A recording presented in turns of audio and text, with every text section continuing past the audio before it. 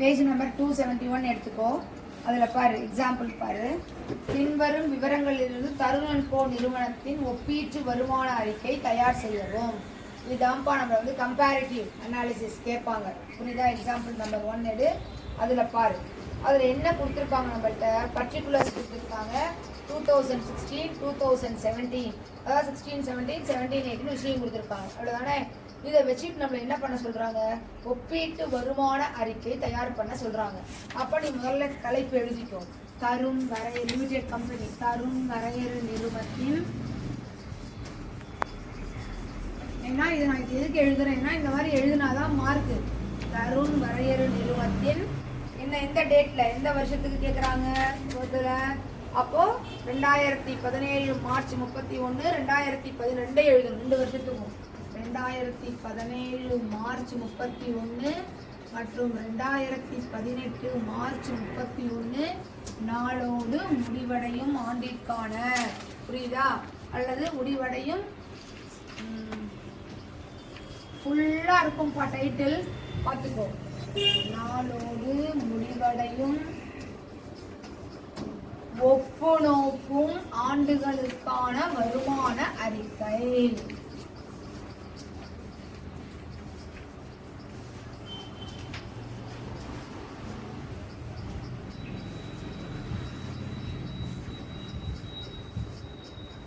அவ்வளோ பெருசு எழுத முடியலனாலும் நீ என்ன பண்ணு, தருண் வரையறு நிறுவனத்தை இப்போ உனக்கு புரியறதுக்காக எழுதுனேன். இவ்வளோ பெருசுக்கு நீ எழுதி இதை எழுதவே டைமை வேஸ்ட் பண்ணிடாத. எழுதணும் அப்படின்னா தருண் வரையறு நிறுவனத்தின் 2017 மார்ச் 31, 2034 முடியும் ஆண்டுக்கான வருமான அறிக்கை அப்படின்னு கூட எழுதி விட்டாலும் சரி. புரியுதா? ஓகேயா? இப்போ என்ன பண்ணுன்னா 5 காலம், 1 2 3 4 5 காலம் போட்டுக்கணும். ஃபர்ஸ்ட் காலம் விவரம், பர்டிகுலர்ஸ். ஃபர்ஸ்ட் காலம் என்ன எழுதணும்? விவரம் அப்படின்னு எழுதணும், பர்டிகுலர்ஸ் எழுதணும். செகண்ட் காலம் என்ன எழுதணும் அப்படின்னா, அங்க புக்ல கொடுத்துருக்காங்க பாரு, 2016, 17, 2017, 18 கொடுத்துருக்காங்களா? கேள்வியில கொடுத்துருக்காங்களா இல்லையாப்பா? அதை அப்படியே எழுதிக்கிறோம். ஓகே, இந்த 3ம் ஆஸ் பர் புக்ல என்ன இருக்கோ அதை அப்படியே எடுத்து எழுதுறோம். ஓகே, இப்போ அடுத்த காலம் தொகையின். ரொம்ப ரொம்ப ஈஸியான சாப்டர், ஆசையா போடலாம். போன வருஷம் அக்காக்கெல்லாம் நான் போடுறேன் நீ போடுறேன்னு அவ்வளோ ஆசையா போட்டாங்க இந்த கேள்வியெல்லாம். புரியுதா? ஒரு தடவை ஒன்று சொல்லி கொடுத்தா போதும், அந்த கணக்கை எங்களுக்கு வேலையே கிடையாது போர்டில், அவங்களே எல்லாம் வந்து செஞ்சாங்க. ஓகே, அதனால இப்போ உனக்கு நேரம் இதில் நான் சொல்லி கொடுக்கறத கவனிச்சு நீ போடு. தொகையின் கூடுதல் அல்லது குறைவு. ஓகேயா? அடுத்த பாயிண்ட், சதவிகிதத்தின் பெர்சன்டேஜோட கூடுதல் அல்லது குறைவு.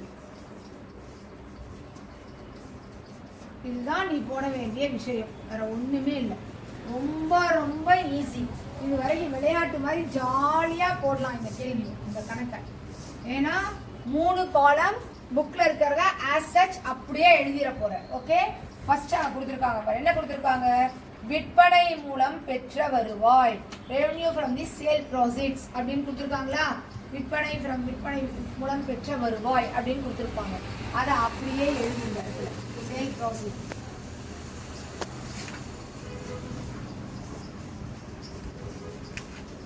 எக்ஸாம்பிள் நம்பர் 1 தான்மா சொல்றேன், அதை எழுதிக்கோ.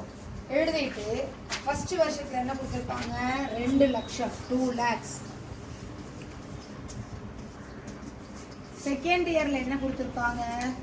2,50,000. இது வரைக்கும் புக்ல இருக்கிறத அப்படியே எழுதிட்டோம். ஓகேயா? இப்போ இங்க பாரு, இங்க என்ன இருந்தது? 2 லட்சம். இங்க என்ன இருக்கு? 2,50,000. அப்ப 50,000 ரூபாய் பிளஸ் ஆயிருக்கா மைனஸ் ஆயிருக்கா? பிளஸ். அப்ப இங்க என்ன எழுதணும்? பிளஸ் 50,000. புரியுதாமா? எழுதியாச்சா? இப்போ அடுத்த பாயிண்ட் தான் நீ வேலை செய்ய வேண்டிய விஷயம். இது வந்து இதற்கு எழுதிடுவேன். அடுத்ததுல என்ன இருக்கு? சதவிகிதத்தின் கூடுதல் அல்லது குறைவு, பெர்சன்டேஜ்ல இன்க்ரீஸா டிக்ரீஸா, இவ்வளவுதான் அந்த விஷயம். ஓகேயா? அதை நம்ம கண்டுபிடிக்கணும், புக்ல இருக்காது. இப்போ எதையும் கண்டுபிடிக்க போறோம். இதையும் இதையும் கம்பேர் பண்ணும். 2016-17 2017-18 கம்பேர் பண்ணும்போது நமக்கு என்னாச்சு, 50,000 ரூபாய் இன்க்ரீஸ் ஆயிருக்கு. அப்போ நமக்கு எவ்வளோ சதவிகிதம் பெர்சன்டேஜில் சொல்லணும்னா எவ்வளோ பெர்சன்டேஜ் இன்க்ரீஸ் ஆயிருக்கு. அப்போ எப்படி கண்டுபிடிப்ப? இதுதானே பேஸாக வச்சோம், இதை தான் அடிப்படையாக வச்சு அடுத்த வருஷம் 2,50,000 ஆச்சு, அதனால 50,000 ஜாஸ்தியாச்சு நீங்கள் போட்டோமா இல்லையா 50,000. அப்போ எப்படி பெர்சன்டேஜ் கண்டுபிடிப்ப? 50,000 அதான் இன்க்ரீஸ் ஆயிருக்கு. 50,000 டிவைடட் பை பேஸ் என்ன 2 lakhs. 50,000 இதுதான் ஒப்புக்கு அடிப்படை. 2 lakhs into 100. 50,000 divided by 2 lakhs into 100. பாருமா 4 சைஃபர் 4 சைஃபர் இங்க இங்க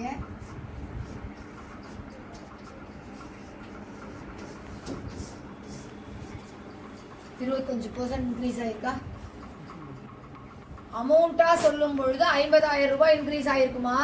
பெர்சன்டேஜ் அப்படிங்கும் போது 25% இன்க்ரீஸ் ஆயிருக்கு. 2016-17 விட 2017-18 நம்ம விற்பனை சேல் பண்ணதுனால நம்ம வருமானம் அதிகரித்திருக்கிறது. எத்தனை பெர்சன்ட்? 25%. புரியுதா புரியலையா? புரியும். செகண்ட் ஒன் கவனி. அடுத்த லைன் என்ன கொடுத்துருக்காங்க பாரு, இதர வருமானம், அதர் இன்கம். ஸோ இது வந்து நமக்கு இன்கம், அது கூட அதையும் கூட்டுக ப்ளஸ் பண்ணிக்கும். வருமானமாக இருந்தால் கூட்டு, செலவாக இருந்தால் மைனஸ் பண்ணிக்கும். அவ்வளோதான் விஷயம். இதர வருமானம் எவ்வளோ கொடுத்துருக்காங்க? 2016-17 எவ்வளோ வாங்கணும்? 50,000 கிடைச்சிது. 17-18 எவ்வளோ கிடைச்சிது? 40,000 தான் கிடைச்சிது. அப்போ மற்ற சோர்சஸ்ல நமக்கு இன்கம் வந்து என்னாச்சு? 10,000 ரூபாய் குறைஞ்சு போச்சு. Are you clear? Right. இப்போ சதவிகிதத்துல எவ்வளவு குறைஞ்சு போச்சு நமக்கு தெரியும். சரியா? அப்ப எதை பேஸா வச்சுக்கணும்? இப்ப நம்ம என்ன பண்ணணும்? 10,000 divided by 2 lakhs. 10,000 divided by 50,000. 50,000.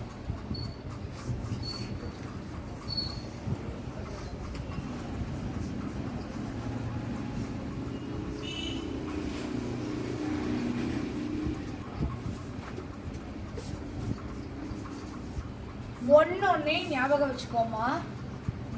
இங்கே ரைஸ் கம்மியாகுதுன்னா அதோடைய ஆரம்பம் இருக்கும்ல, அதால வகுக்கணும் பெர்சன்டேஜ்.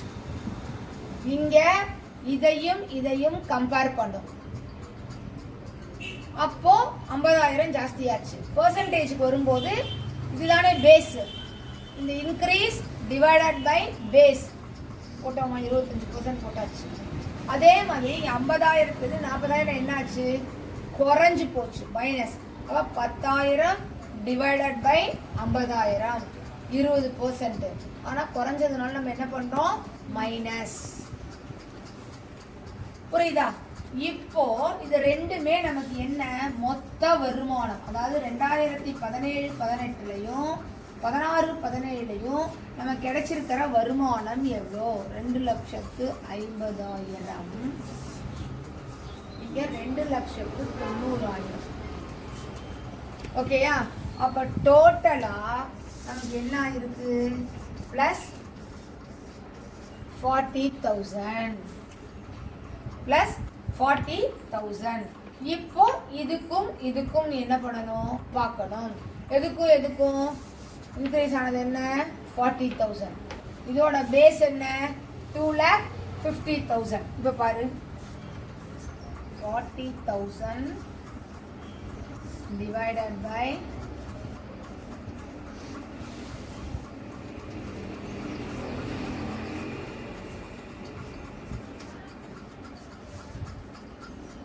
16%. புரியுதா புரியலையா? இப்போ இன்க்ரீஸ் ஆயிருக்கு. ஸோ அப்போ இங்கே என்ன +16. புரியுதா? நீ வந்து என்ன பண்ணக்கூடாதுன்னா இப்போ இதெல்லாம் இப்படி கழித்து கூட்டி இப்படி போட்டிருக்கோம். உடனே அங்கே 25 இருக்குது 20 இருக்குது மைனஸ் பண்ணி 5ன்னு போட்டக்கூடாது. அதனால தான் நாங்கள் நடுவில் கோடே போடல. புரியுதா? லைனாக எழுதிட்டு இருக்கேன். கோடு போட்டு தான் என்ன பண்ணியிருப்ப 25 20 இங்கே 5ன்னு எழுதியிருப்ப. புரியுதாம்மா? அந்த கண்டுபிடிக்கிறோம். ஓகேயா? இப்போ அடுத்த பாயிண்ட் பாரு, என்ன கொடுத்துருக்காங்க புக்லன்னு பாரு. செலவுகள்னு கொடுத்துருக்காங்க, எக்ஸ்பெண்டிச்சர்னு கொடுத்துருக்காங்க ப்ராப்ளம். அப்போ இதெல்லாம் வருமானம். வருமானத்திலிருந்து செலவை நம்ம என்ன பண்ணணும், மைனஸ் பண்ணணும். ஏன்னா இது வந்து சேல்ஸ்னால கிடைச்சது, இது வேற சோர்ஸ்ல கிடைச்சது. இது ரெண்டும் நமக்கு வருவாய் ரெவென்யூ. இதுலேருந்து எக்ஸ்பெண்டிச்சரை என்னன்னு மைனஸ் பண்ண போகிறோம். அப்போ கழிக்க செலவுகள். கண்டிப்பாக இந்த கணக்கு பரீட்சையில் 2 மார்க்லையோ 3 மார்க்லையோ 3 மார்க்கில் உறுதியாக இந்த கணக்கு வரும். பார்த்துக்கோ. செலவுகளில் என்ன கொடுத்துருக்காங்கன்னு பாரு. இங்கே 1,50,000 கொடுத்தாங்க, இங்கே 1,20,000 கொடுத்துருக்காங்க. ஓகேயா? அப்போ செலவு என்ன ஆயிருக்கு நம்ம கிட்ட, குறைஞ்சிருக்கா? 2016-17 1,50,000, 2017-18 எவ்வளோ இருக்கு 1,20,000, 1,20,000. அப்போ நம்மளுடையது என்ன ஆயிருக்கு 30,000 ரூபாய் செலவு குறைஞ்சிருக்கு. கம்பேர் பண்ணும்போது செலவு குறைஞ்சிருக்கு. பெர்சன்டேஜ்ல பாரு, 30,000 divided by 1,50,000 into 100.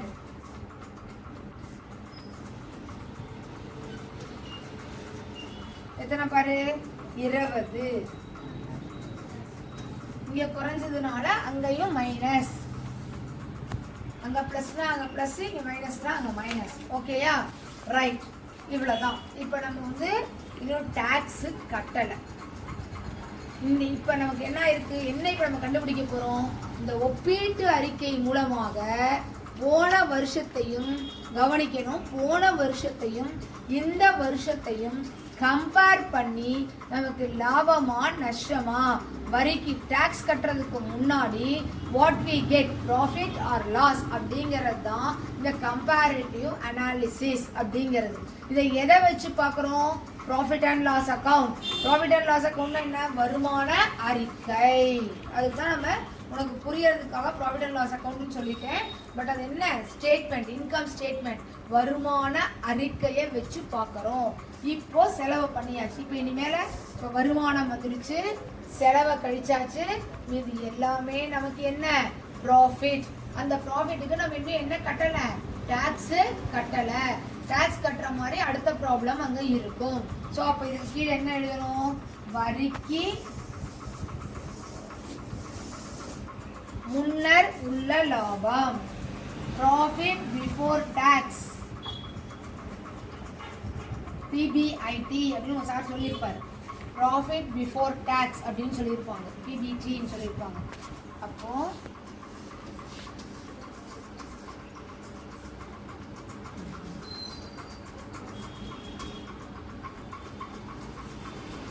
ஓகேயா?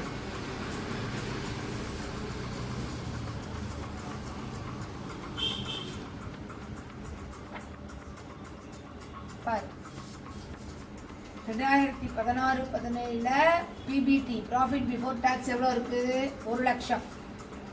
2017-18 எவ்வளோ இருக்கு, 1,70,000. அப்போ நமக்கு என்ன ஆயிருக்கு, ப்ளஸ் 70,000. நீ வந்து இந்த ப்ளஸ் மைனஸ் எல்லாம் பார்த்து என்ன பண்ணக்கூடாது, இப்படி கழிச்சு போட்டக்கூடாது. இது இது இது தான் கம்பேர் பண்ணணும். இது உனக்கு சும்மா தெரியறதுக்காக இந்த காலம். புரியுதாப்பா? நீ பாட்டு 50 10 இங்கே வந்தால் 40 ஆச்சு, 40ல் 30 போச்சுன்னா இப்படின்னு கூடாது. புரியுதாம்மா? இது வந்து என்ன கணக்கு, ஆக்சுவலி 50ம் இந்த 10 அது வேணாம், அந்த கன்ஃபியூஷனே பண்ண வேண்டாம். இப்படியே வச்சுப்போம். இதையும் கம்பேர் பண்ணி போடுறோம்னு நடத்தும். சரியா? இப்போ நமக்கு வந்து பெர்சன்டேஜில் என்ன போடணும், இப்போ நம்ம 70,000 divided by 1 lakh into 100. அது எத்தனை plus 70. இது ரொம்ப ரொம்ப ரொம்ப ரொம்ப ஈஸியான ப்ராப்ளம். இன்னைக்கு போய் இதை நீங்கள் வந்து இந்த வீடியோவை பார்த்துட்டு அதை உடனே நீங்கள் போட்டு பார்த்தீங்கன்னா உங்களுக்கு இந்த கணக்கு புரியும். ஃபஸ்ட்டு கொடுத்துருக்கிறத எழுதணும், வருமானத்தை கூட்டணும், செலவை மைனஸ் பண்ணணும், அது லாபம், அது வரிக்கு முன்னர் உள்ள லாபம், ப்ராஃபிட் பிஃபோர் டேக்ஸ் போட்டு கண்டுபிடிச்சு போடணும். இது மட்டும் தான் இருக்கு. ஒன்னொன்னையும் அதை இன்க்ரீஸா டிக்ரீஸா, மதிப்பு குறைதலா கூடுதலா, அதோட அந்த வருஷத்தினுடைய அடிப்படையினால டிவைட் பண்ணணும். 50,000 divided by 2 lakh, 10,000 divided by 50,000, 40,000 divided by 2,50,000, 30,000 divided by 1,50,000, 70,000 divided by 1,00,000 into 100. Percentage போடுறதுனால 100. புரியுதாமா எல்லாருக்கும்? இதே எக்ஸாம்பிள் நம்பர் 2 பாரு. போலாமா? எக்ஸாம்பிள் நம்பர் 2 போலாமா?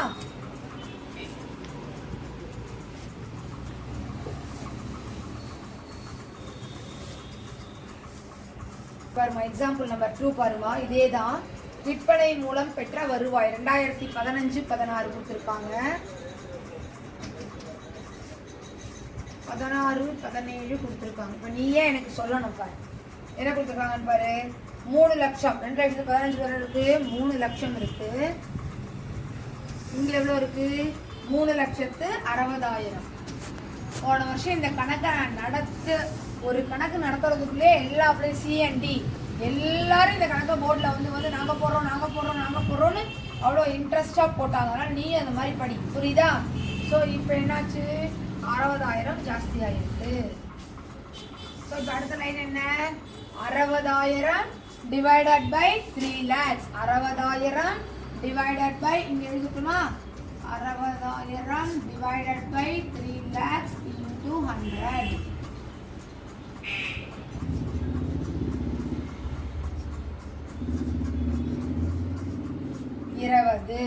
ஓகேயா? இங்க அதிகமானதுனால இதுக்கு என்ன பண்ணணும்? Plus 20.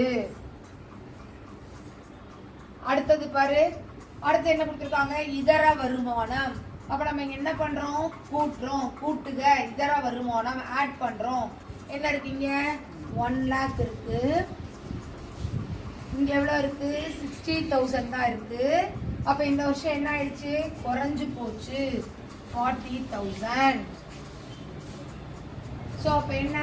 40,000 divided by 1 lakh into 100.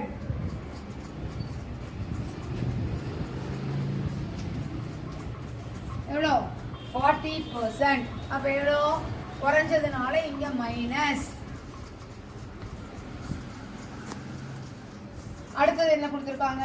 இது அடுத்தது மொத்த வருமானம் கூட்ட போறோம். கூட்டினா இங்க எவ்வளோ வருது? 4 lakhs. இது 4,20,000. முதல் வருஷம் 4 லட்சம், அடுத்த வருஷம் 4,20,000. அப்ப நமக்கு என்ன? பிளஸ் 20,000. ஓகே, இப்போ என்ன formula? 20,000 divided by 4 lakh into 100.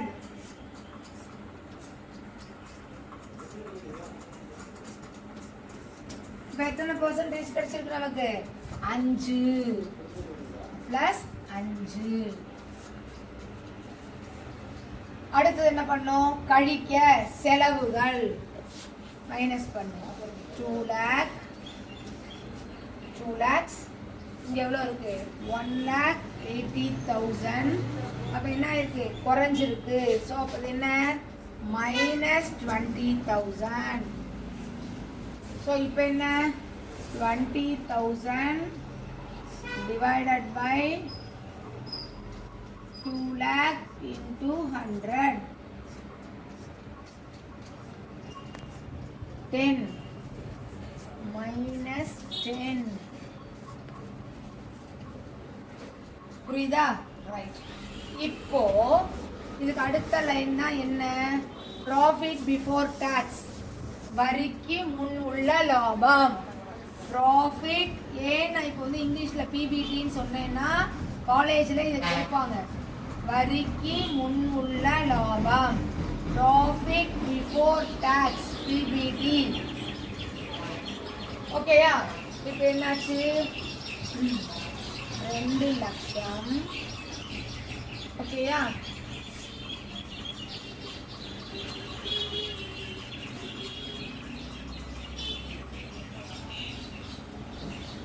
அப்போ plus 40,000 plus 40,000. அப்போ நமக்கு ஃபார்முலா போடு, இது போடு. 40,000 divided by 2 lakhs into 100. எவ்வளோ? 20. ஓகேயா? இது வரைக்கும் போன மாடல். அடுத்து இப்போ ஒன்று கொடுத்துருக்காங்க பாரு, வருமான வரி அப்படின்னு கொடுத்துருக்காங்க, இன்கம் டேக்ஸ் அப்படின்னு கொடுத்துருக்காங்க. இது என்ன? டாக்ஸுக்கு முன்னாடி நமக்கு கிடைச்ச லாபம். இப்போ நம்ம என்ன பண்ணணும்? டாக்ஸை கழிக்கணும். லாபத்தை டாக்ஸ் கட்டாம லாபம் வச்சிருக்கோம். இப்போ டாக்ஸை கழிச்சிட்டு மீதி இருக்கிற லாபம் தான் நம்மளை சார்ந்தது. புரியுதா? அப்போ கழிக்க, அடுத்த ஸ்டேட்மெண்ட் வா, கழிக்க வருமான வரி. எவ்வளவு கொடுத்துருக்காங்கன்னு பாருமா, இங்க 30%. இதுதான் வருமான வரிக்கு முன்னாடி உள்ள லாபம். அதாவது டாக்ஸ் கட்டுறதுக்கு முன்னாடி நமக்கு இருக்கிற ப்ராஃபிட் எவ்வளோ? 2 lakhs. அதுக்கு நம்ம என்ன கட்டணும்? வருமான வரி கட்டணும். அப்ப எவ்வளோ? 2 lakhs into 30/100. இங்க போடுறேன், புரிஞ்சுக்கோ. எவ்வளோ ரூபாய் பாரு? 60,000. எவ்வளோ ரூபாய் பாரு? 60,000. இது கம்பெனிக்கு டாக்ஸ் எவ்வளோ? 60,000. அடுத்ததுக்கு எவ்வளோ டாக்ஸ் சொல்றான்? அங்கேயும் 30%. அப்ப என்ன? 2,40,000 into 30/100.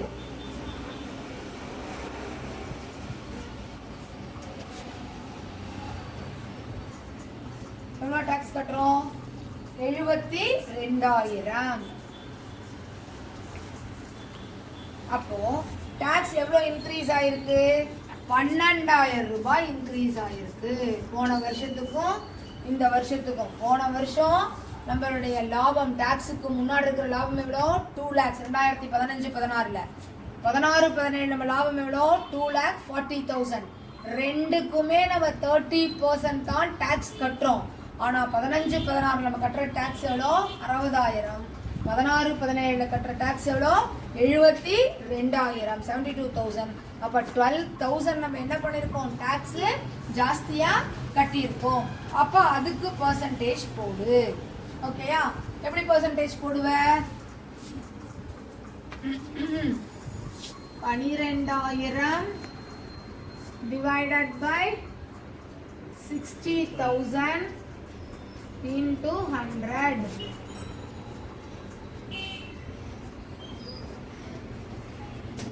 எத்தனை பர்சன்டேஜ்? 20% plus 20. புரியுதாமா? புரியுதா எல்லாருக்கும்? இப்போ நம்ம என்ன பண்ணணும்னா இத மைனஸ் பண்ண போறோம். இதுதான் ப்ராஃபிட் ஆஃப்டர் டாக்ஸ். இதுதான் என்ன? வருமான வரிக்கு பின் உள்ள லாபம், வரிக்கு பின்னர் உள்ள லாபம். ப்ராஃபிட் ஆஃப்டர் டாக்ஸ், வருமான வரிக்கு பின் உள்ள லாபம். ஓகே, இங்க கழி 1,40,000. இது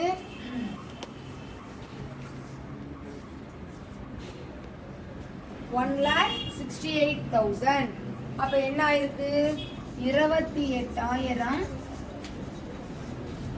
ஜாஸ்தியா இருக்கு. அப்ப பெர்சன்டேஜ்ல சொல்லணும்னா என்ன பண்ணணும்? 28,000 divided by 1,40,000 into 100.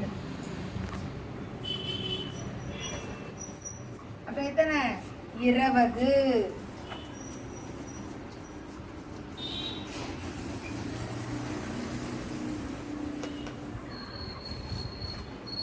புரியுதாமா எல்லாருக்கும்? அதாவது என்ன பண்ணணும்னா ஃபர்ஸ்ட் இதை அப்படியே எழுதிக்கணும். விற்பனை மூலம் பெற்ற வருவாய், சேல் ப்ராசிட், அதை அதோட அதர் இன்கம் மற்ற வருவாயோட கூட்டி செலவை கழிக்கணும். கழிச்சோம்னா வர ஆன்சர் என்ன? வரிக்கு முன் உள்ள லாபம். அப்புறம் வரி கொடுப்பாங்க. அந்த வரி அந்தந்த லாபத்துக்கு அந்த பெர்சன்டேஜை போடணும். போட்டுட்டு திருப்பி கழிச்சோம்னா அது என்ன? வரிக்கு பின் உள்ள லாபம். புரியுதா? இது என்னன்னா கம்பேரிட்டிவ். அப்போ இன்க்ரீஸா டிக்ரீஸா அப்படின்னு ஒவ்வொரு வருஷம் ஒவ்வொரு ஐட்டத்தையும் எடுத்துக்கணும். எந்த எடுக்கிறியோ அந்த இன்க்ரீஸை அந்த பேஸ் இயர் ஆரம்பம் இருக்கிறதுல வகுத்து சதவீதம் கண்டுபிடிக்கணும். இதுதான் இந்த மெத்தட். புரியுதா எல்லாருக்கும்? நல்லா புரிஞ்சுச்சா? அடுத்தது பாருமா, எக்ஸாம்பிள் நம்பர் 3 பாரு. இதே விஷயம்தான், ஆனா இதுல என்ன கொடுத்துருப்பாங்கன்னு பாரு. விற்பனை மூலம் பெற்ற வருவாய், இயக்க செலவுகள் அப்படின்னு கொடுத்துருக்காங்களா? ஸோ விற்பனை மூலம் பெற்ற வருவாய் அப்ப 4 லட்சம் 5 லட்சம் 1 லட்சம் இன்க்ரீஸ் ஆயிருக்கா? 25% வருது. இயக்க செலவுகளை அதாவது ஆப்ரேட்டிங் எக்ஸ்பென்சஸை மைனஸ் பண்ணியாச்சு. ஓகே, அப்போ ஒரு லாபம் கிடைச்சிடுச்சு. அவன் என்ன சொல்றான்னு பாரு. இதுதான் இந்த செலவுகளை கழிச்சு இங்க கிடைச்சிருக்கு பத்தியா? இந்த லாபத்துல அவங்க என்னன்னு சொல்லிட்டாங்க? 20%, 50%. போன மாடல்ல ரெண்டும் ஒரே 30% கொடுத்தாங்க. இதுல என்ன 20%, 50% கொடுத்துருக்காங்க. ஸோ அதை நம்ம கண்டுபிடிக்கணும். 2 லட்சத்துக்கு 20% எவ்வளோ? அதே மாதிரி 3,20,000க்கு 50% எவ்வளோ அப்படின்னு கண்டுபிடிக்கிறோம். கண்டுபிடிச்சு போடுறோம். அப்போ இது ரெண்டுமே என்ன ஆயிடுச்சு? வரிக்கு பின் உள்ள லாபத்துல ரெண்டும் ஈக்குவல் ஆயிடுச்சா? 1,60,000 1,60,000 ஆயிடுச்சா? அப்ப இன்க்ரீஸும் இல்லை டிக்ரீஸும் இல்லையா? 2 வருஷமும் ஒரே மாதிரி இருக்கு. ஒப்பீடு பண்ணும்போது ரெண்டும் என்ன ஆயிடுச்சு? ஒரே மாதிரி இருக்கு. புரியுதாமா? இந்த problem number example number 3 and problem number 3 நல்லா பார்த்துக்கோ. எக்ஸாம்ல இந்த மாதிரி கணக்கு அடிக்கடி கேட்குறாங்க. ப்ராப்ளம் நம்பர் 3 ஓகேயா? அடுத்தது பேலன்ஸ் ஷீட். பேலன்ஸ் ஷீட்ல நம்ம பேலன்ஸ் ஷீட்டை வச்சு பார்க்கணும். இதை நம்ம நாளைக்கு பார்ப்போமா?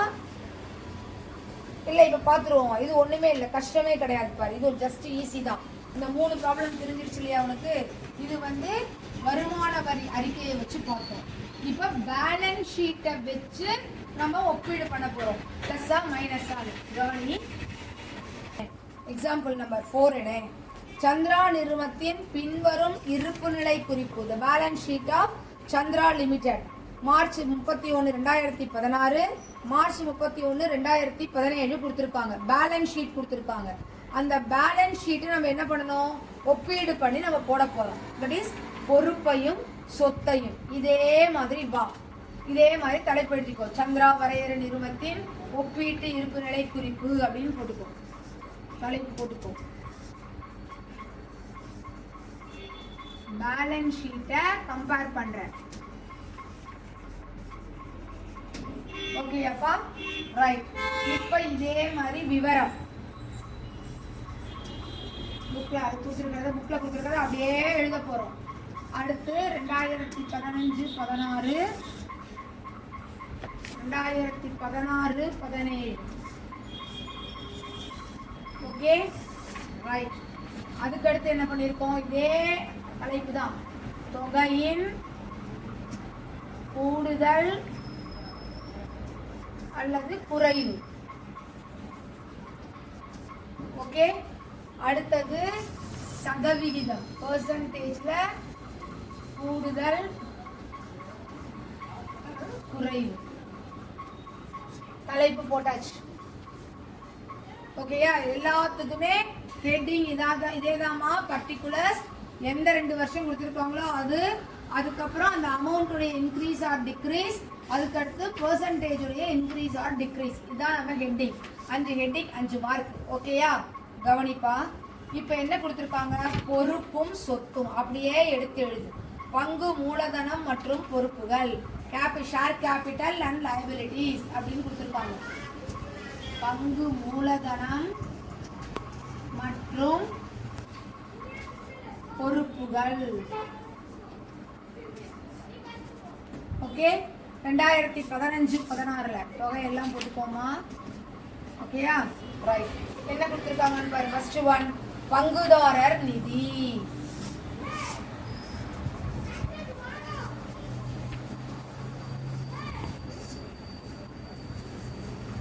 ஓகேயா? அதுல என்ன கொடுத்துருக்கு பாரு. இந்த வருஷம் 1 lakh இருக்கு, அடுத்த வருஷம் 2,60,000 இருக்கு. அப்ப இங்க என்ன இருக்கு? Plus 1,60,000 share capital. ஓகேயா? இப்போ பெர்சன்டேஜ் நம்ம இங்க போடணும். ஓகேயா? இதுவும் எப்படிதான் போட போறோம்? 1,60,60,000க்கு இந்த 1 லட்சத்தை தான் பேஸா வச்சு நம்ம கணக்கை இங்க போட போறோம் இல்லையா? ஒரு நிமிஷம் பாஸ் பண்ணுங்க. இதுவும் என்ன? பேலன்ஸ் ஷீட்டை பார்க்க போறோம். இதுவும் அதே ப்ரொசீஜர் தான். இதால வகுக்கணும். எதால வகுக்க போறோம்? 1,60,60,000 இதான் இன்க்ரீஸ் ஆயிருக்கு. டிவைடட் பை பேஸ் என்ன? 1 lakh into 100. அப்ப எவ்வளோ? 160. பேலன்ஸ் ஷீட்டை வச்சு போடுறோம், வேற ஒண்ணுமே இல்லை. அடுத்தது என்ன பாரு? லாங் டேர்ம் லைபிலிட்டி, நீண்ட கால பொறுப்புகள். எவ்வளவு கொடுத்துருக்காங்க? இங்க 50,000, இங்க 60,000. அப்ப இன்க்ரீஸ் எவ்வளோ? பிளஸ் 10,000. அப்ப என்ன கால்குலேஷன்? 10,000 divided by 50,000 into 100 எவ்வளோ? பிளஸ் 20. ஓகேயா? அடுத்தது பாரு. கரண்ட் லைபிலிட்டிஸ், நடப்பு பொறுப்பு. கரண்ட் லைபிலிட்டிஸ் எவ்வளோ இருக்கு? இந்த வருஷம் 25,000, இங்க 30,000. அப்போ என்ன ஆயிருக்கு? பிளஸ் 5,000. ஓகேயா? அப்போ 5,000 டிவைடட் பை 25,000 இன்டு 100. எத்தனை பர்சன்ட்? 20% பிளஸ் 20. ஓகேயா? சோ இதுதான் லயபிலிட்டியோட டோட்டல், பொறுப்பினுடைய மொத்தம்.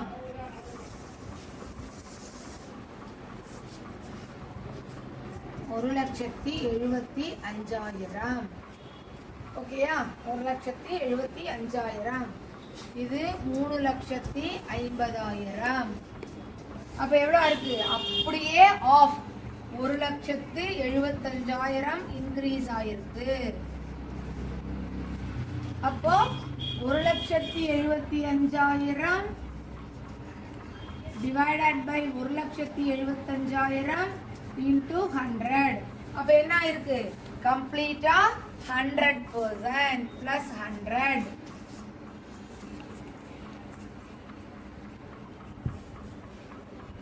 அடுத்தது அசெட்டுக்கு வா. இதோட கோடு போட்டு.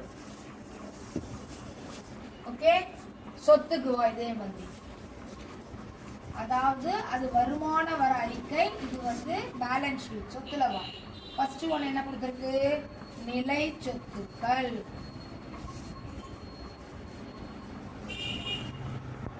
எவ்வளோ? 1 லட்சம், இங்க 2 லட்சம். அப்ப என்ன இருக்கு? 1 லட்சம் இன்க்ரீஸ் ஆயிருக்கா? இன்க்ரீஸ் ஆயிருக்காமா? ஸோ 1 லட்சம் டிவைடட் பை 1 லட்சம். இதை நான் போட்டு காமிக்க வேண்டாம்னு நினைக்கிறேன். 100. புரியுதா? போட்டு காமிக்கிறோம்னா போட்டு காமிக்கிறேன், எனக்கு ஒன்றும் ஆட்சேபனையே கிடையாது. ஓகே, எனக்கு என்ன கஷ்டம்? 1 lakh divided by 1 lakh into 100. அப்ப என்ன மிச்சம் இருக்கு? 100. ஓகேயா? நெக்ஸ்ட் பார், கரண்ட் அசெட், நடப்பு சொத்துக்கள். அது என்ன கொடுத்து பாரு, 75,000. அடுத்த வருஷம் என்ன போட்டிருக்கு? 1,50,000. அப்போ பிளஸ் 75,000. ஓகே, அப்ப என்ன? இதேதான், 75,000 டிவைடட் பை 75,000 இன்டூ 100. அப்ப எவ்வளோ பர்சன்ட்? 100. ஓகேயா? இப்ப பாரு, இதுக்கு என்ன? மொத்தம் அசட்டை கூட்டு, சொத்துக்களை கூட்டுமா? 1,75,000 3,50,000. அப்ப இன்க்ரீஸ் எவ்வளோ? 1,75,000. அப்ப நம்ம ஃபார்முலா என்ன? 1,75,000 கூடுதல் அடிப்படை என்ன? 1,75,000 இன்டூ 100. அப்ப எவ்வளோ? 100.